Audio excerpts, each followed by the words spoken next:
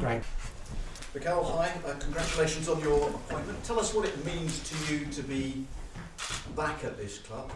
How big a challenge it is for you.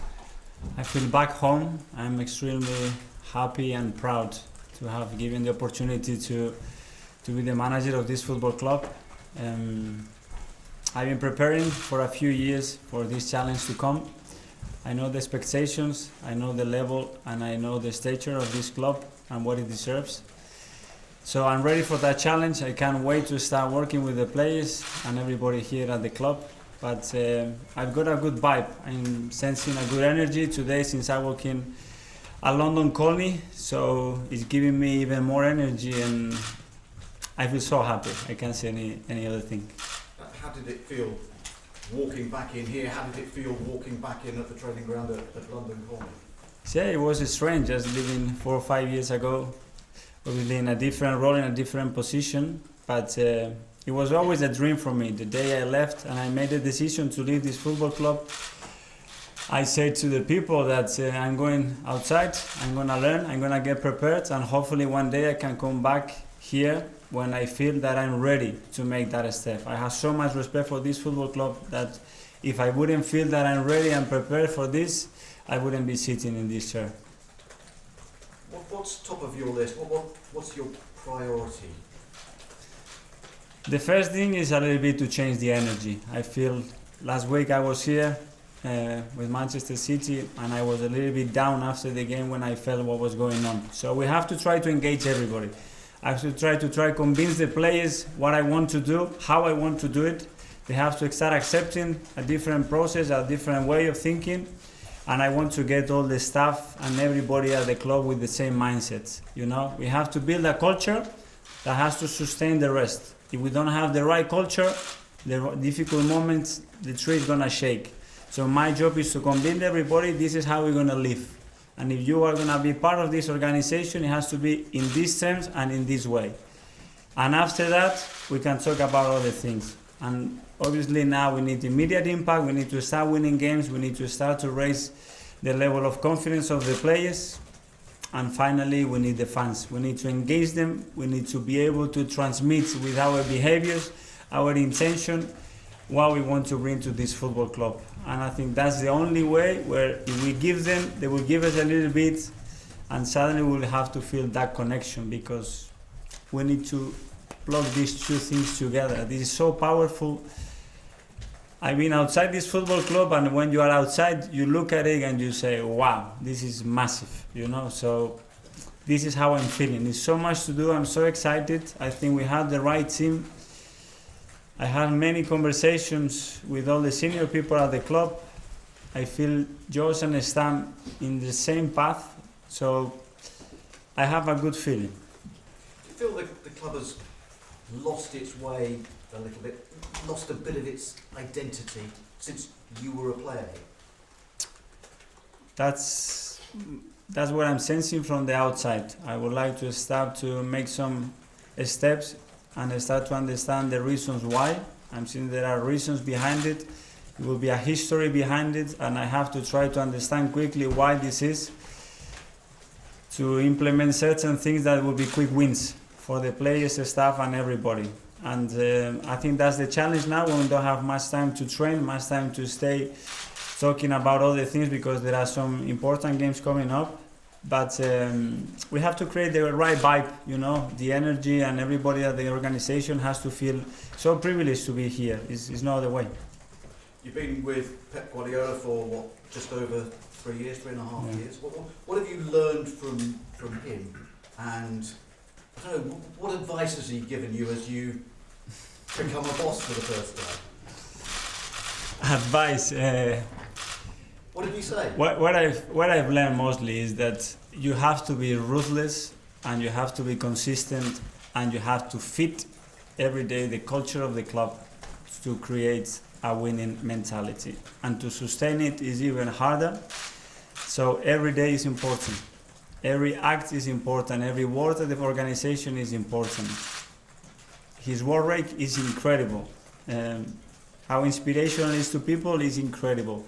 But for me, the secret is that the people and players and the staff have to believe what you're trying to deliver.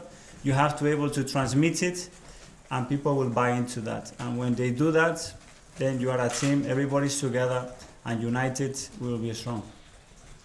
I've been speaking to one or two Arsenal fans, and they all wish you well, but some of them are a little concerned that this is your first step into management. What do you say to them? That I completely understand their concerns. That's the only thing I can say. But I will try to convince them that that I'm prepared, that I wouldn't be sitting here if I honestly don't feel that I'm prepared to take this responsibility, and that I would burn every drop of blood for this football club to make it better.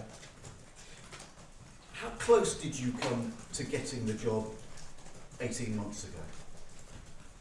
Do you know? A little bit close. Yeah? Yeah.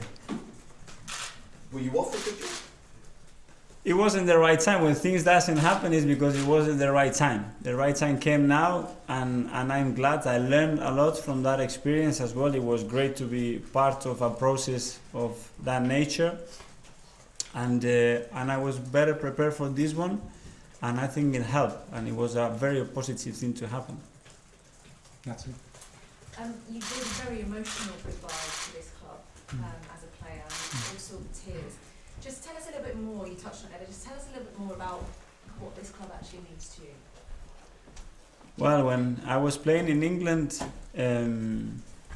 I started to realize what Arsenal meant. Obviously, I was born in Barcelona, and the club that had more similar style, more similar values and vision, it was Arsenal. So I always talk to the people around me that I had a dream, and it was to play for this football club. And it was one man, his name is Arsene Wenger, that believed in me and gave me the opportunity to play for this club. And after that, he made me captain of this football club, and I wouldn't be sitting here if he couldn't have the vision to give me the opportunity to enjoy this incredible club.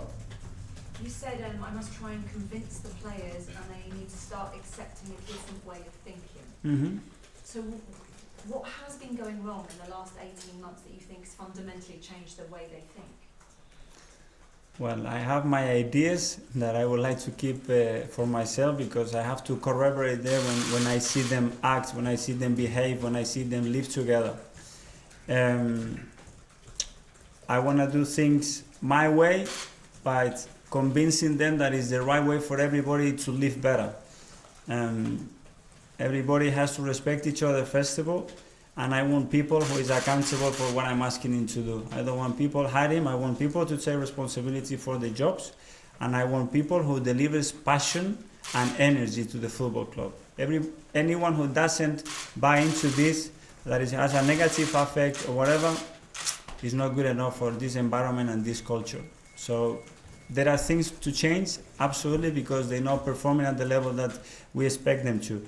But we have to help them, and to help them I need to know what's happening. I need to understand them, how they're feeling, what they're lacking, you know. If I get to reach that point, then I can help them. And then they will trust me, and then they will follow me. One more. You're now the youngest manager in the Premier League. Mm-hmm. What's more important, passion or experience? Time will tell. To talk about experience on a job has a lot of roles and responsibilities. Some of them I was doing them in my previous job, and some others not. But most of them are linked, and there are things that you do have or you don't have. The experience bit, I can't touch it. It's completely against me, you know. The good thing is I feel young. You know, when I was playing at 34, I was always the oldest, and now as a manager, I'm the youngest. So it has a lot of positive things as well on that. But I know it's what it is. I have to adapt to the job. I want to have, and I have a lot of good people around me to support me, you know, and we will try our best. Mikel, welcome. Mesut Ozil, of course, a player you've played with, he's welcomed your appointment. Has he been displaying enough energy? Has he got a future in this club under your identity? He is a massive player for this football club, you know, and as I said before, What I want is I want to understand how they are feeling and what they need. You know, it's not so much about what I need, about you have to understand them. Because sometimes with conversation you get to understand a point, you know, and when you understand them, I can take the excuses out of them and focus in the things that are relevant and have an impact for the team on the pitch and off the pitch, you know. But of course he's a massive player. I work with him and I know when he ticks what can bring to the team, you know, so it's my job to get the best out of him, of course. In terms of the squad and the quality you have in there, do you think they've been reaching their potential? How much do you expect to go into the transfer window in January? We haven't discussed the transfer windows, and obviously there are a lot of conversation to have around that. I'm only concerned about trying to win football games right now and finding a way to improve little things that bring them confidence, you know, to step on that football pitch and improve better than what they've been doing. Mikel, what do you think Arsenal can achieve for the rest of this season?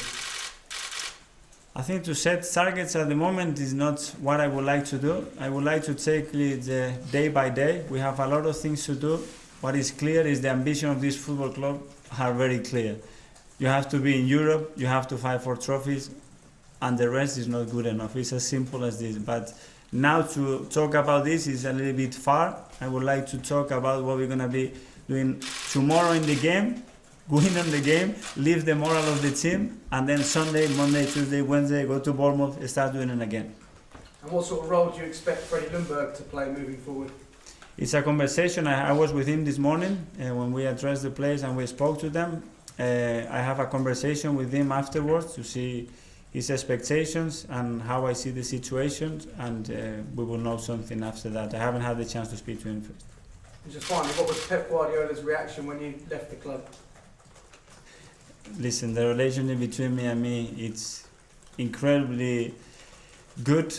You know, obviously he was sad and the timing wasn't the best, you know, for him. But he understood. He knows how I've been growing and the needs that I had emotionally, the ambitions that I had, and he kept giving me more and more and more over the years.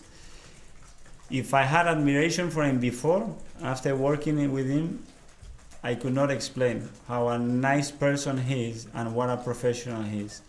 The way he reacted with me looking at my eyes, he knew that I was suffering because I was living in a moment where obviously they need me a little bit as well. So I felt in that sense a little bit sad, you know, but he's been so supportive. The same as Chiki, as Ferran and Khaldun. I was on the phone with him yesterday. So the terms that we left the relationship in, it could not be any better. You know, I said goodbye yesterday to all the staff at the training ground, all the players.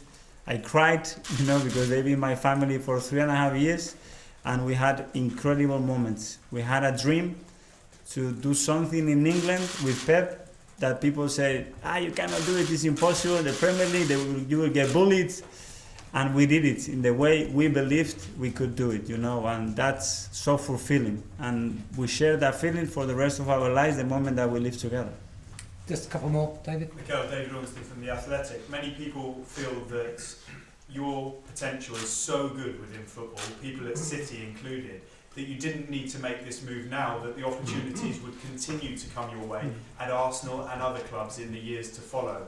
Why did you therefore think this was the right time, given that the City project is ongoing and your career is flourishing? Because sometimes in this industry you can have a plan and you can have an idea or a way to develop the best possible way. And there the emotions get involved.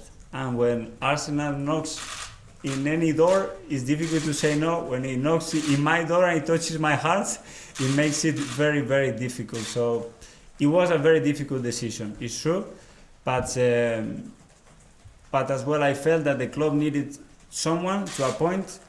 I saw, and they transmit that they were so convinced that they want me to go with me, that I said, I have to take the challenge. How soon will we see your coaching team announced?